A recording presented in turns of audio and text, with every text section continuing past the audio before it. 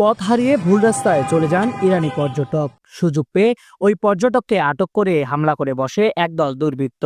ছিনিয়ে নেয় ইরানি দম্পতির মোবাইল, ডলার ও পাসপোর্ট। চলে ব্যাপক মারধরও। From the big city, but my mobile.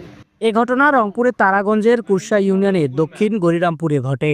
সোমবার দুপুরে বিশৃঙ্খলার খবর পেয়ে ছুটে যান উপজেলা নির্বাহী কর্মকর্তা ও সেনাবাহিনীর পেট্রোল টিম। তাৎক্ষণিকভাবে ইরানি দম্পতিকে উদ্ধার করে নিয়ে আসেন নিরাপদ স্থানে।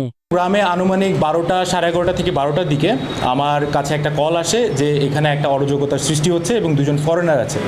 তাৎক্ষণিক আমরা সেই লোকেশনে চলে যাই এবং আমাদের সেনাবাহিনী কর্তৃক ওই এরিয়াটা কর্ডন করা হয় এবং গ্রামের লোকজন যে ধরনের বিশৃঙ্খলা সৃষ্টি করছিল সেই বিশৃঙ্খলাকে বাধা দিয়ে সেই এলাকাটাকে সিকিউর করে আমরা এই দুজনকে সেফলি আমাদের নিজস্ব লোকেশনে নিয়ে আসি এবং যে বাদী ছিল, যাদের নামে কমপ্লেন ছিল, তাদেরকেও আমরা জিজ্ঞাসাবাদ করি। ওই দম্পতি সেনাবাহিনীকে জানান তারা রোববার ঢাকা থেকে রংপুরে ঘুরতে এসেছেন।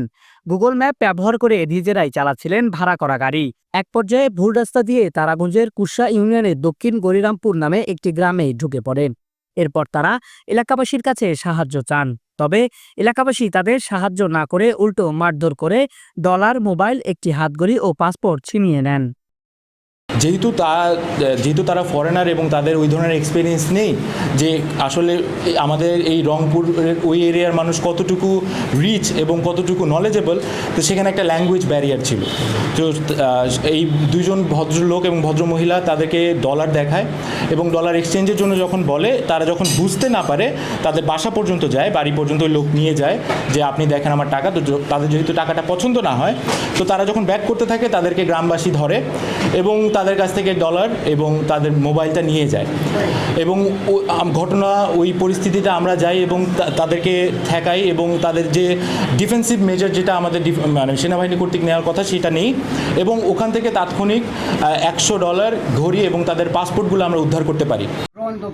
এই দুই নাগরিক হলেন হোসেইন সেলিম রেজা ও ইয়াজদানজো ইয়াসমিন। আতিক হাসান, দেশ নিউজ বিডি 24।